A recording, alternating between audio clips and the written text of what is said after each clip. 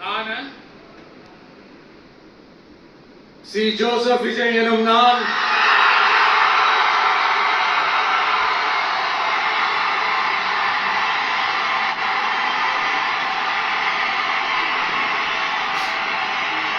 சட்டப்படி அமைக்கப்பெற்ற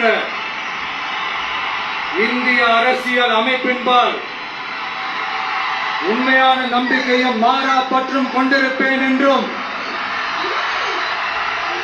இந்திய நாட்டின் ஒப்பில்லாத முழு முதல் ஆட்சியையும் ஒருமையையும் நிலை நிறுத்துவேன் என்றும்